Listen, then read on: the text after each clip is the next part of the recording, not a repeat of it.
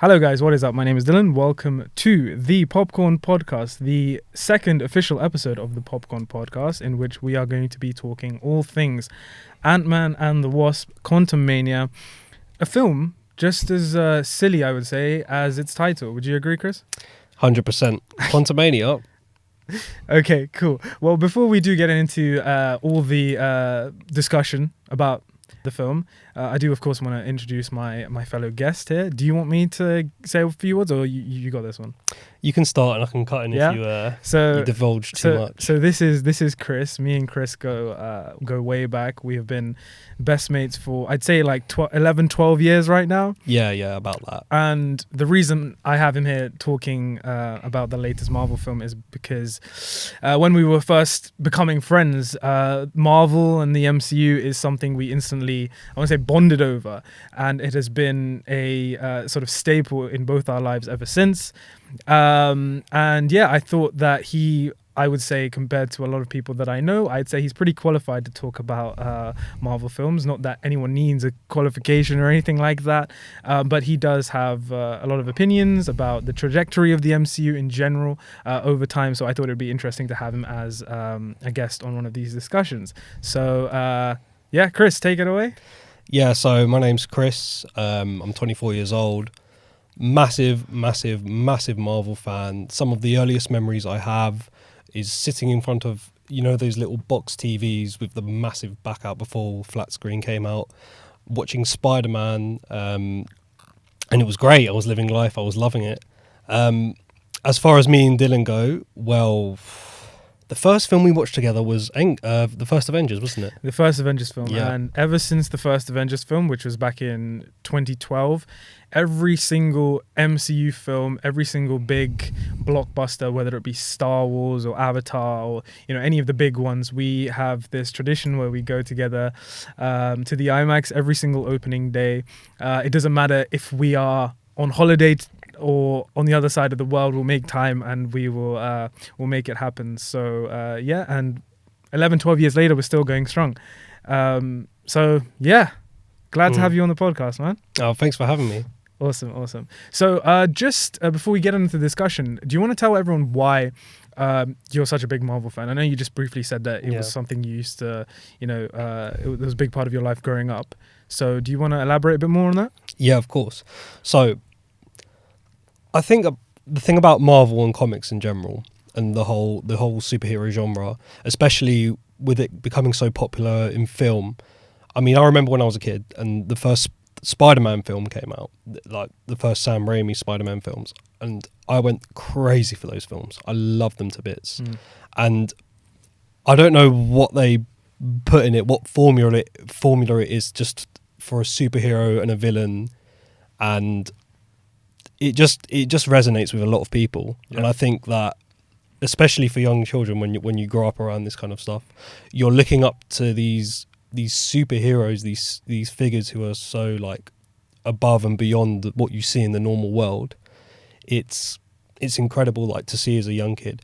But going back to the MCU and why Marvel is such an important thing, and now in society it's basically like second nature to everyone. Yeah, everyone is making a Thanos reference, a Hulk reference here and there, and I think that because of how these films have impacted people's childhoods. Because think about it, for me, the Spider-Man films, and probably for you as well, the Batman films, they were all these superhero films. These are all the films that we watched and we grew up with. Yep. Think about growing up with the Iron Man films. Yep. People are coming out now. Which we technically did. Iron Man 1 was in 2008. I was 9 years old. You were 9 years old as well. So yeah, for sure, you raise a great point. Kids growing up nowadays look to the MCU for a whole load of escapism, and that's also part of the reason why I still love going and watching Marvel films in the cinema, because it makes you feel like a kid again. The kid inside of you awakens. And yeah, but I think in recent times, I don't know if you will agree with me, Chris, you probably do, but I think I used to be a lot more excited now back then when I was when a new MCU film was coming out. I was genuinely excited to go to the cinema on opening days and see for myself what new story was going to be told. But as of recently, I'm not too sure that's still the case, as you'll see from our discussion. But yeah, just the MCU in general, it means a hell of a lot to me. Some of my best experiences, not just cinematic experiences, but life experiences, have been watching Marvel films, MCU films inside the cinema. To this day, Avengers Endgame is the greatest experience I ever had in the cinema. And I'm sure, Chris will agree with me because we've done all of this together. There's nothing quite like it. But yeah, which is why it is a bit of a controversial topic that we are going to be discussing today. But yeah, just before we do get into the main discussion, so Chris, just for fun, top 3 MCU films, go. Okay, cool. In no particular order. In no particular order. No particular order. Oof, that's difficult. I'm going to have to say Winter Soldier, No Way Home. Oh, that's so difficult. Oh, I'll give you 2 more. Okay. It's got to be Infinity War and Endgame. Okay. Maybe. Oh, but how can I leave out? See, look. Yeah. How could you leave out Iron Man 1? How could you leave out? And here's the problem in itself. Anyways, let's dig into Quantumania then. So before we get on to the discussion, I feel like it's a phrase I've just said like 3 times already throughout this podcast. Let's do a brief plot synopsis on Quantumania to kick things off. So, in Antman and the Wasp: Quantumania, superhero partners Scott Lang and Hope Van Dyne return to continue their adventures as the Ant-Man and Wasp, together with Hope's parents Hank Pym and Janet Van Dyne. And Scott's daughter, Cassie Lang. The family finds themselves exploring the quantum realm, interacting with strange new creatures and embarking on an adventure that will push them beyond the limits of anything they thought possible. So, very quickly, overall expectations going into Quantumania? Right, so the thing with Quantumania is because we already knew that it was going to have such a big MCU villain in it and such a big character, and obviously Jonathan Majors is a brilliant actor, which we'll get onto in a bit. Yep.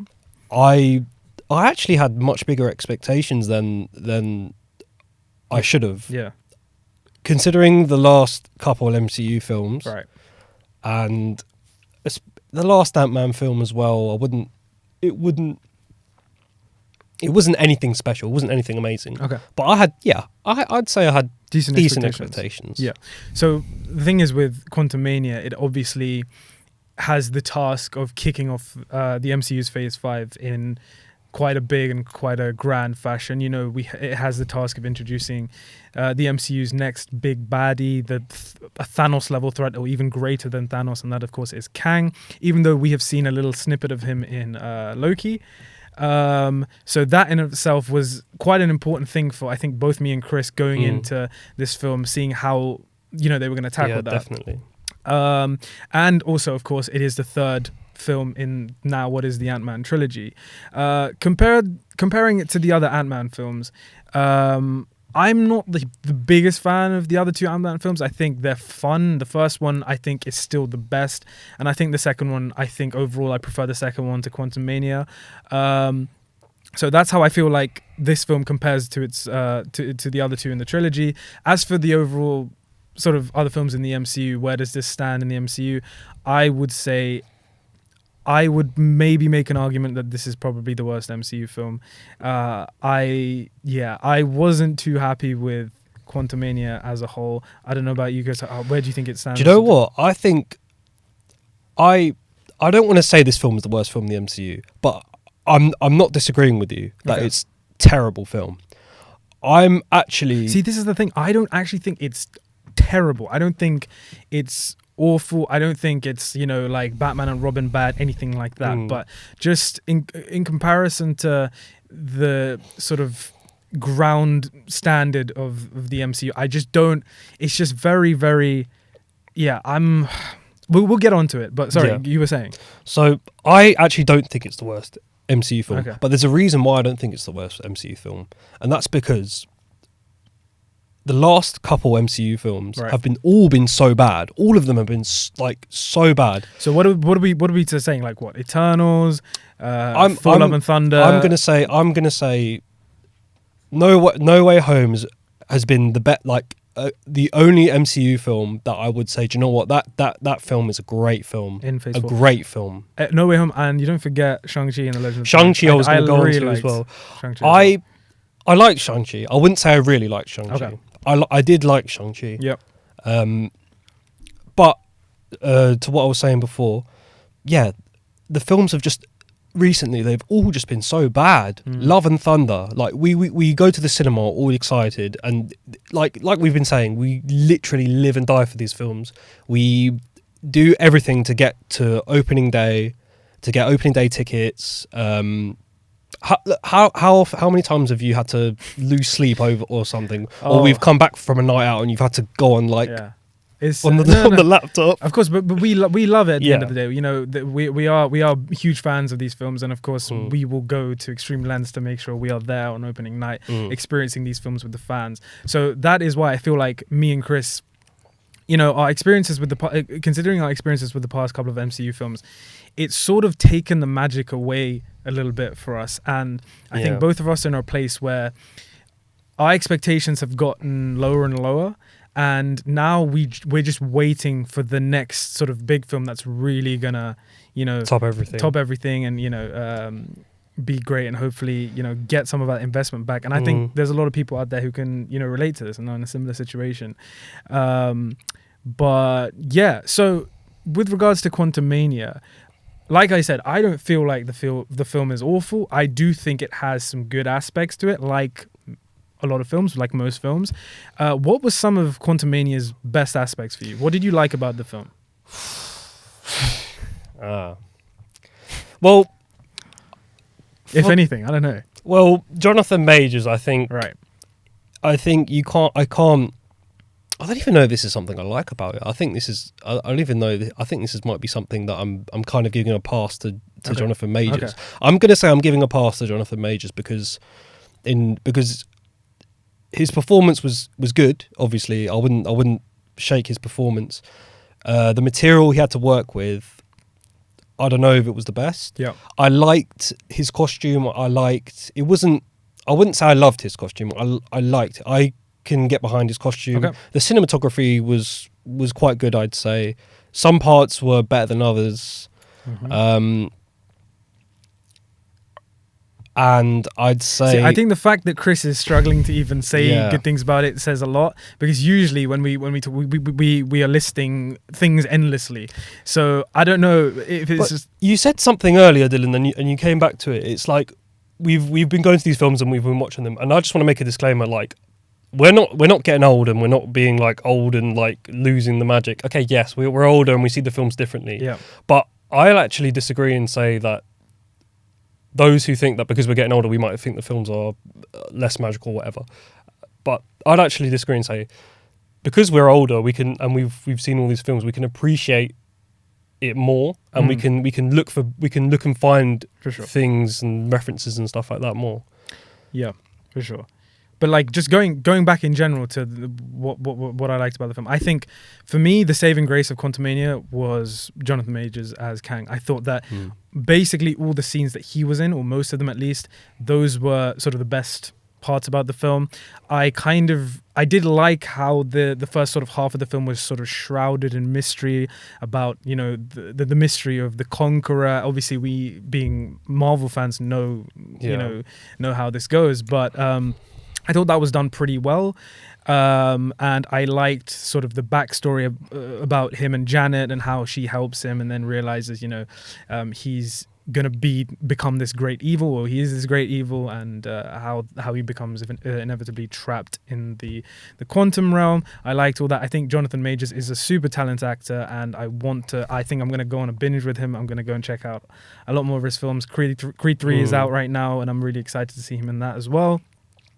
And I think he definitely has the potential as an actor to be a great Kang, to be a great villain for the next phase or the next two phases. I think, he's a super talented actor, and I really appreciated his performance in this film. Moving on, of course, you can't forget Paul Rudd. I mean, I love Paul Rudd a lot. He's very charming. He's super charismatic. You can't hate the guy. You can't hate. You literally can't. And even though the film around him I don't think is the best, you cannot help but smile and enjoy whenever he's on screen. There's a really nice energy that he brings to this character of Scott Lang, and by extension the film.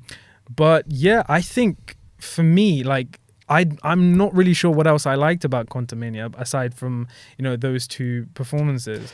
But I was going to say, did you like MODOK? Oh no, we're gonna get into the negatives in a bit. Don't worry. We're gonna get into the negatives. No, I just wanted you to say yes. Oh no. I just wanted you to say. Do you have anything else that you want to add to the positives of this film? I think I'm really trying. Okay, I'm really trying. Guys, if you guys like this film, I would genuinely, I think the both of us would be really interested to hear what you have to say, because as you can tell, I don't think we had the best time with it. So on that note, I think we'll move on to our issues with Quantumania for sure. So I'll say, like, I think one of my biggest issues with Quantumania as a whole is that, and I haven't doubted Kevin Feige from phase one. I think he's a great leader, a great ambassador for Marvel, and the strategy and the plan that he's had has worked wonders over the years. But this is like one of the first proper times where I'm questioning his direction with these films, because I just don't think that Antman and the Wasp: Quantumania was the right film to introduce Kang the Conqueror in. And the main reason for that is because I agree. I just think that the Ant-Man films, they're sort of this street level sort of espionage kind of heist films. Yeah. And they're really fun to watch, and you're super entertained when these guys have to shrink down and figure out solutions to ridiculous problems that they have, and it's funny and it's really lighthearted tone. But with this film, they go and explore a new cosmic world, and I just think that the tone that comes with the Ant-Man films, with Scott Lang, with the Pims, and the tone that the MCU has created for them is this very sort of goofy, laughable, very fun, very light-hearted tone. And that, to have that, and then to bring in Kang, this really serious, we're supposed to take him really seriously, to have him being introduced in Quantumania, I just think those two tones clashing, that there's a lot of friction there, and it doesn't, in my opinion, I don't think it really works in the way I feel like a character like Kang the Conqueror, who is supposed to be the next big bad of the MCU, should be introduced. I just don't know. I don't think it was the right film for that. But what do you think about that, Chris? I think if I have to see Baskin and Robbins in another Ant-Man film, I'm going to walk out, honestly. Honestly, like, come on. Like, it was funny the first two times. Yeah. But can we start the film with a bit of substance, with a bit of substance and something, something to catch you, because it's they did open the film with a flashback with Janet and Kang, and but we all knew how it was going to play. We knew that things were going to eventually go wrong, and they slowly kind of gave us more pieces to this whole mystery, but in the end, like, we know how it's going to go down. And I think, but that's the thing with Marvel now. You've got Loki. You know what's coming. Yeah. They're trying to make this secret thing. There's a lack of suspense to these films. Would you say? Yeah, 100% for sure.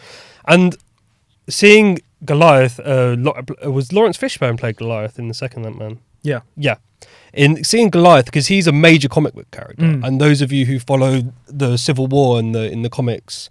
And what happens to Goliath, and it's cool stuff. It's really, really cool stuff, and it's such a shame to see to now watch these films. Oh, and now we can talk about one of the things I really disliked about the film, MODOK. Oh my goodness! I think that. I mean, that has to be a joke. Like, surely there is definitely a meta element there of, like, they're actually taking the piss and doing it as a joke on purpose, as in. Yeah, I think so. There has to be, right? It wasn't, obviously it's not a serious character. There's no way, because they've merged two characters into one. Yeah, they've merged Yellow Jacket and MODOK. Oh yeah, no, yeah, and like that also brings in another issue with that, which I have with the film, the script, the dialogue for these films. Like, he comes out and he, there's so many repetitive jokes throughout the film that it's not funny at the end of the day. And like all this, I'm not a dick and all that stuff. It's really, I don't know, it's really childish, man. There's no substance to any of that. You're supposed to somewhat feel for this character when he dies at the end. Nothing. Every time he was on screen, what is the design for that as a character as well?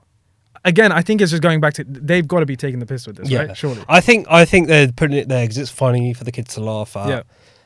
When I say kids, like maybe young kids who probably laugh at anything, lights and colours and flashing, always a big head. Yeah. And it was, do you know what? I wouldn't even go as far to say as I found it funny. I just found it was just like, oh, he's got a big head. Yeah, he looked like Humpty Dumpty in Puss in Boots. That's what he reminded me of. That's why he reminded me of that. You know, the first Puss in Boots film. Whenever he came on screen, I was like, oh god, I can't. God. It genuinely is taking me out of the film. I was like, what am I watching? But yeah, and he's supposed to be Kang's, big. Essentially right hand man, and look, you have a character like Kang, you have MODOK. That's exactly my point. Look at that, the tones are completely off.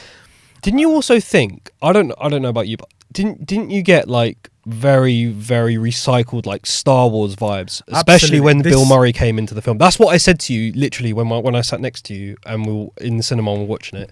So I'm glad you brought this on, because another big issue that I had with the film, I disagree with what you said about the cinematography. I thought the film looked really bad.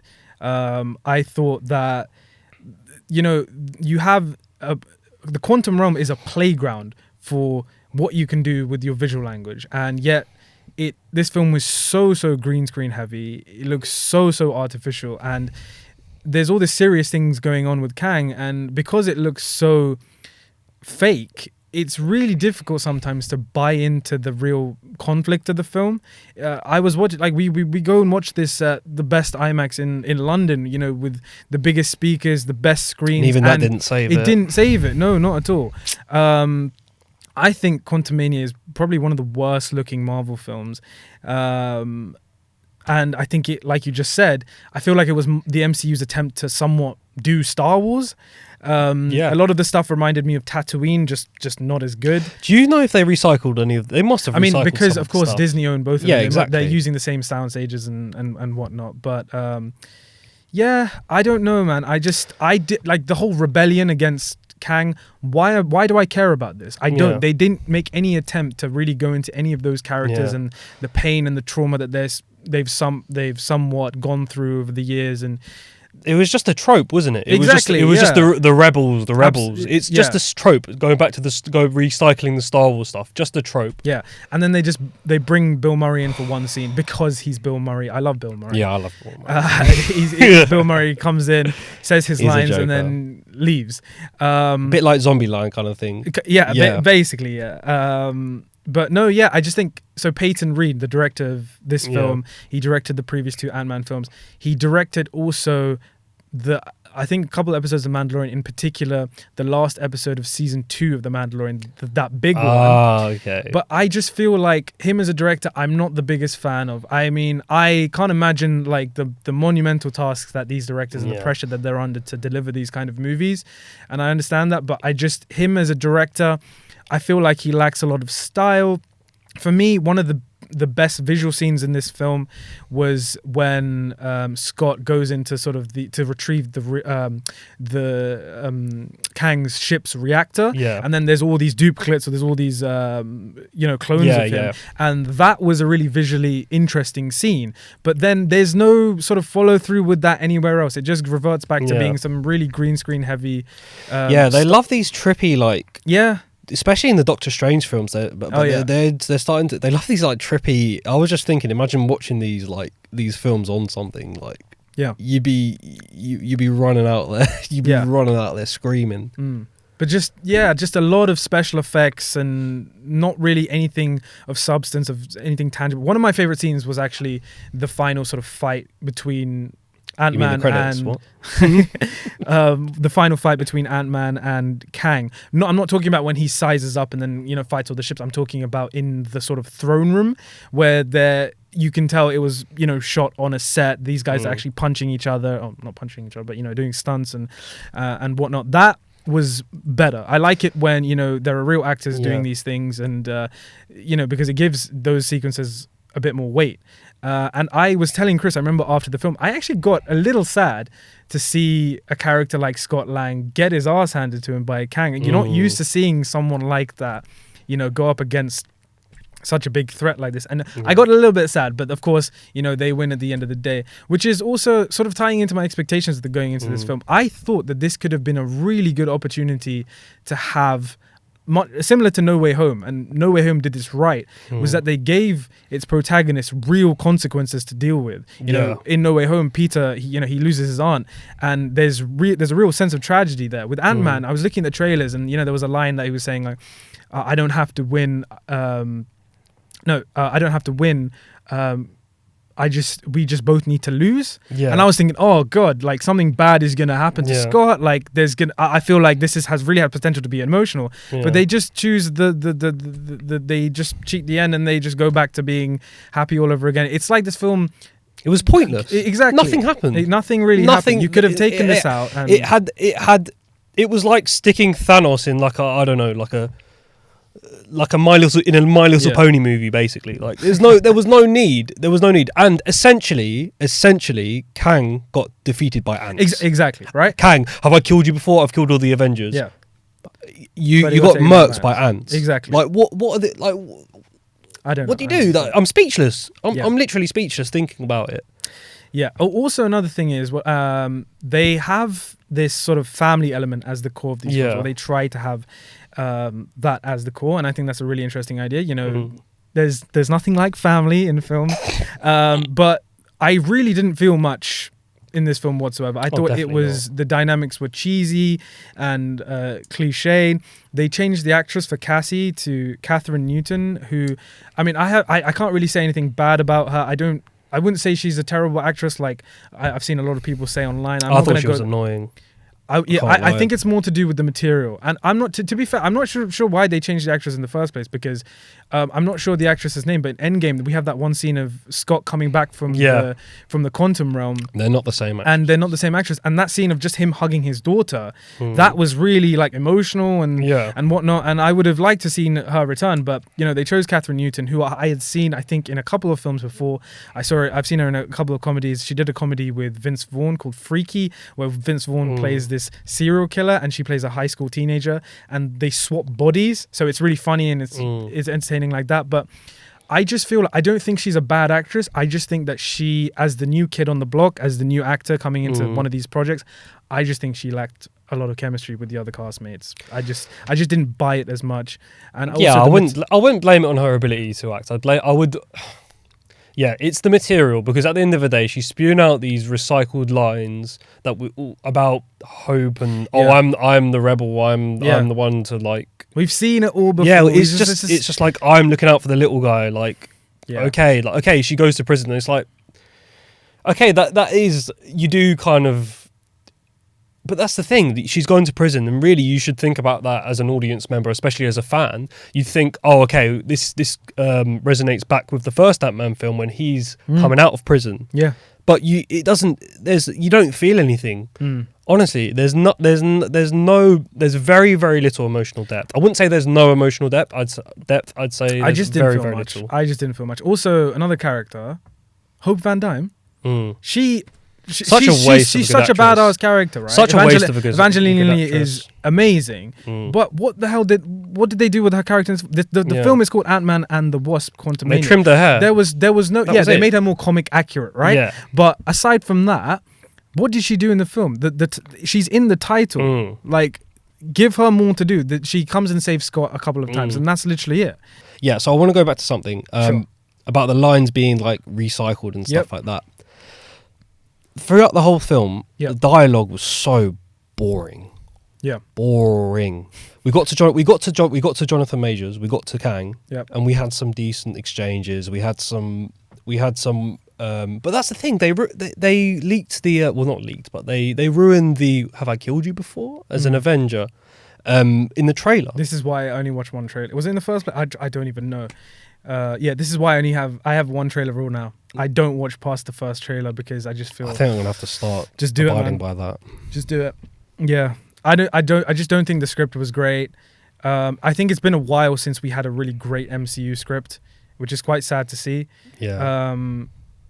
But yeah, I don't know, guys. I just had a lot of issues with the film, and unfortunately, it just meant that I just didn't enjoy the film like I hoped I would.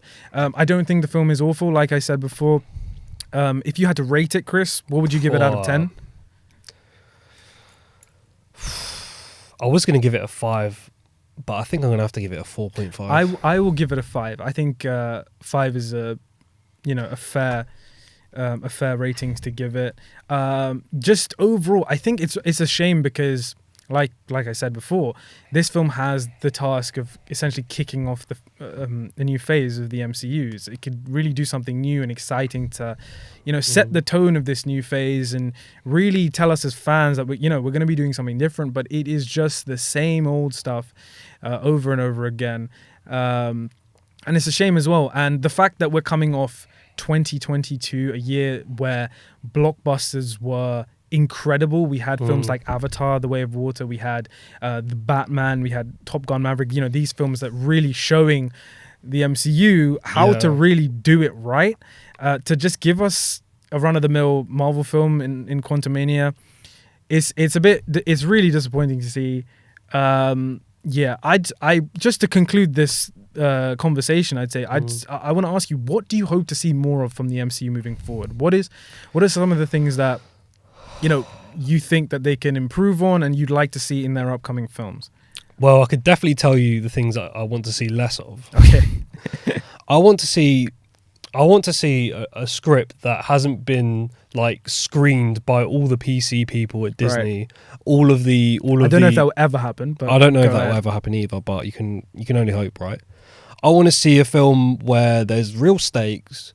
We'll look at No Way Home. We keep going back to No Way Home because I think that film in recent memory, Shang-Chi, yeah, okay, fair enough. Shang-Chi, it was a good film. I think Shang-Chi had family as the emotional core of that film. They did it right. 100%. That was a much more of a family film than this film was. But anyway, what I'd like to see is I'd like to see bigger stakes. Okay, so we've had Thanos and the Infinity Stones. Okay, that's great. That's been done. Now how can you top that? Multiverse now we've got the multiverse. That's how you top one universe. There's loads of universes at stake. But do you not think there's a bigger question here of if you have all these multiverses, none of it really matters? Because if you kill someone in one universe, they'll just show up. Well, that's why they need to introduce more of the abstracts, like Eternity, Living Chris Tribunal, is a comics purist. The Beyonder. Okay. All of these characters, one above all, one below all. Don't even get me started how much they've screwed over the Hulk in this thing. Don't even get me started. We hope that the Hulk gets his course. Because Hulk in the comics and Hulk in the MCU is like the difference between like a steak, a prime rib steak, A5 Wagyu, and like corned beef from the shop. Honestly. Right. The thing is with Hulk though, is I think it's because Universal hold the rights to the character. Yeah, that is. So that I is, think that Marvel is true. really need to work their butts off and try and get a deal where similar to how they did with Spider-Man. Do you not think they need to go more back to the material? I think absolutely. I think I just think they need to scrap all the. All this extra stuff that they're trying to do with these characters. They've made enough money, Disney. They've made enough money. They need to start producing some good stuff because really it's just like a, what's the word? It's like a mass production of these films. Absolutely. And this is one of my biggest problems with the MCU is that it is so corporately driven as opposed to filmmaker driven. I want to see the MCU. They have enough money. They're owned by Disney. They have all the money in the world. Give some real proper auteurs and proper filmmakers. I say proper. Every filmmaker is proper filmmaker. But so people have distinct visual styles and a voice. People like James Gunn. This is why I'm still excited for Guardians of the Galaxy Volume 3, because despite the trajectory of the MCU in the past couple of years, James Gunn, those Guardians films, yeah, sure, they're part of the larger MCU, but they are James Gunn films. And when I turn up to those films, I'm looking to see James Gunn's voice and his style. And from what I've seen in the trailer, it does look like this last film that he's doing for the MCU is going to be an emotional one. And yeah, I'm still super excited for that. And obviously we'll be covering that when that film does come out in a couple of months' time. But yeah, this is what I love about DC sometimes, because DC, with films like Joker and The Batman, you know, they're giving directors like Todd Phillips, like Matt Reeves, these auteurs, you know, these people with distinct styles and distinct storytelling abilities they're giving them a budget and letting them go and do their thing. And, you know, people are really responding to them. Yeah. And I know Marvel have like a strategy and everything is planned out, but I just want to see a bit more variety with their films. I don't want to see the same old, you know, the formula. It's just formulaic, right? That's the thing. They're literally sitting in a room with computers punching in words, and they probably have an algorithm. I'd bet my life on it. They have an algorithm where they put the script in that reads the script and tries to balance the emotion and all these aspects. So basically, what you're saying is like if an AI could make a film. Okay. That's what it was. That's what it is. It's like, what do we do? What do the people want? What does the general populace want? This is what they want. They want this. They want this. They want that. Everyone needs to be represented, and that's not a bad thing. Everyone being represented. I want to see instead of going bigger, guys. I actually want to see the MCU take it down to small levels. Remind us why we fell in love with these films to begin with. And on that note, I think we're going to conclude this discussion. Yeah. So yeah, I think I'm giving the film about a 5 out of 10. You're saying 4.5, 5 out of 10. Similar ratings. We'd love to know what you think of Ant-Man and the Wasp: Quantumania. If you loved it, if you didn't love it so much, please be sure to comment and get in touch and let us know your thoughts. I do want to thank my guest here, Chris, my good friend, who I'm sure you'll be seeing more of on these episodes, on on all the particularly the Marvel episodes. But yeah, we've loved having you on the podcast. Thank you so much. I love being here, man, honestly. Yeah. What do you guys hope to see from the MCU moving forward? Just do let us know. But for now, I think that is it, guys. If you did enjoy the video or the podcast, be sure to leave a like and comment down below what you'd like to see us discuss next. Episode 3 is actually going to be a discussion, a reaction with Mickey and Panwa, two of my previous guests on episode 1, in reaction to the Oscars, which is coming out very, very soon in the next 2 weeks. So do stay tuned for that. But for now, guys, thank you so much for listening. Thank you so much for watching. And I will catch you very soon in the next video. Cheers.